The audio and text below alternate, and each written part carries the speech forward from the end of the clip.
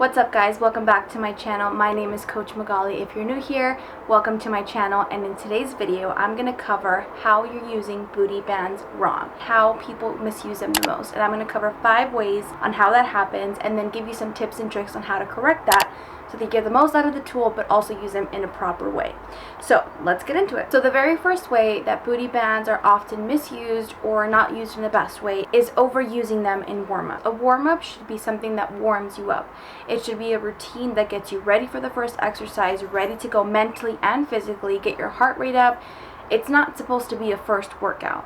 And where booty bands come in into this point is people misuse booty bands by overusing them in a warm-up. And I mean doing 10, 15 exercises with 1,000,000 reps for a half an hour or more. A warm-up should not be longer than 5 to 10 minutes. Anything longer than that, you're wasting time in the gym and you're not getting into the actual workout. Using bands for warm-ups is 100% okay, and it does help to prepare your body, but don't overdo it by doing an entire routine, a bunch of different exercises that don't really correspond to the first exercise you'll be doing, your main exercise for the day. So let's say it's a leg day, for instance, and you're going to start with deadlift. Well, you shouldn't be on the floor doing a bunch of kickbacks and a bunch of side kicks with bands for 30 minutes. What you should be doing is doing a 5-minute routine with that, and then immediately getting into doing the bar with, and then a couple other sets with a little bit more weight. It shouldn't be 1,000,001 reps, a bunch of time wasted in the gym doing a warm-up, and then using booty bands on top of that, because that'll exhaust you. It is not preparing you properly for the workout, and it's not going to give you any results more than just doing a shorter workout and then getting right into the exercise you're going to be doing for that day. The second way bands are misused in your workouts is by using them on exercises that don't make any sense.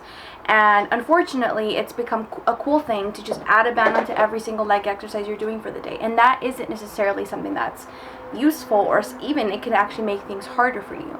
And one of those exercises that I specifically want to cover is the Romanian deadlift. This is one of the best workouts for glutes, hamstrings, just overall lower body. And by placing a band around your knees, the band's action is supposed to widen your legs, so opening your knees and then closing them. If you notice the movement of this exercise, you're not opening your knees at all. You're not moving your knees. They are just there to kind of stabilize. They're not really involved. So by putting a band here, you're putting unnecessary stress on the knees, when in reality they don't need to be under that kind of stress, and you're probably taking away from fully executing this exercise properly, therefore getting the glutes and the hamstrings properly.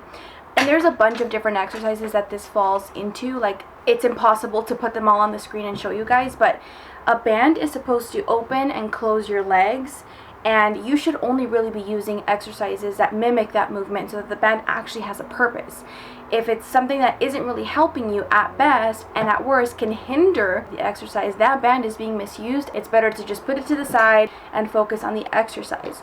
So when you're incorporating them into your routine, really make sure that there's a purpose for it and an intent, and it is something that is going to benefit you and make things better for you, not make you harder. And just to be clear, it's not like you're gonna die and bombs are gonna go off and everything's terrible when you use bands incorrectly. I mean, are you gonna get hurt? Probably not. But the whole reason why we're going to the gym is to spend our time doing things that are actually going to yield results, because not all of us have time to be in the gym 24 hours a day just wasting time away and just working out for fun. Like, we're there to get a result, and you're there to progress. Having knowledge on which exercises to use bands on and which not is going to save you time, and just being more intentional about the things that you're doing. So just keep that in mind. The third thing that people use booty bands wrong for is basically using only booty bands as resistance and using that as the main focus of the workout.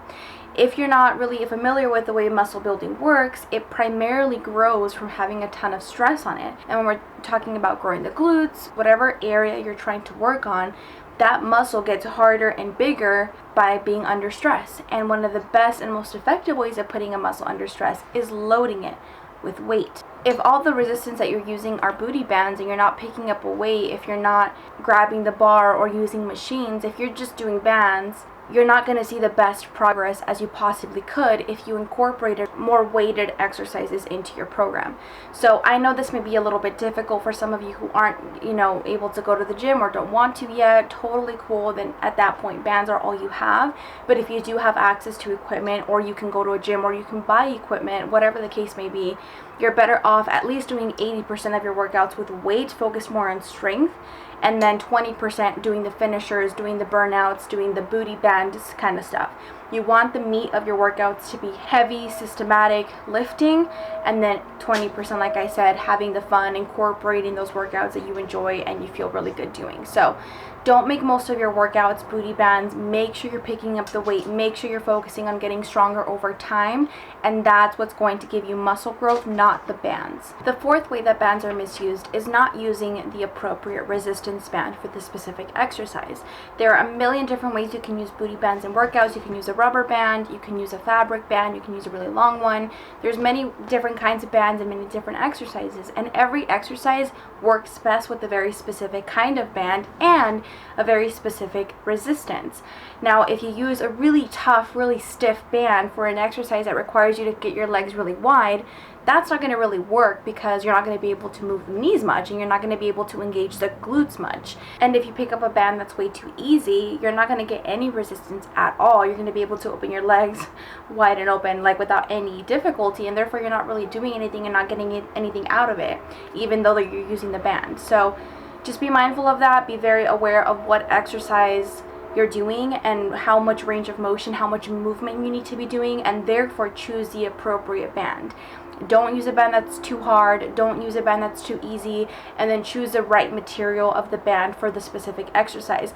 The wider your legs have to go, you're probably better off using a rubber band and a kind of somewhat medium to light resistance. If it's something that doesn't require a ton of extension from the legs and it just needs to be a slight movement, fabric bands may be right for you. Those also have different levels, so make sure that the band that you're using is the appropriate size, and then choose the band that allows you to perform the exercise in the best way possible. So the fifth and final way that I have for you today on how people use booty bands wrong is by not accounting for the slack in them. Now, if you have no idea what I'm talking about, if you ever use a band and your legs come too close together, the band gets loose. It loses all tension and therefore gets limp, and it's useless. At that point, it's not really doing anything for you. And the reason why we want to be careful with this is because when you go too far in or lose tension in the band, the placement of the band can move. You can then go on to the next rep doing improper form, and therefore you're losing the benefit of the exercise.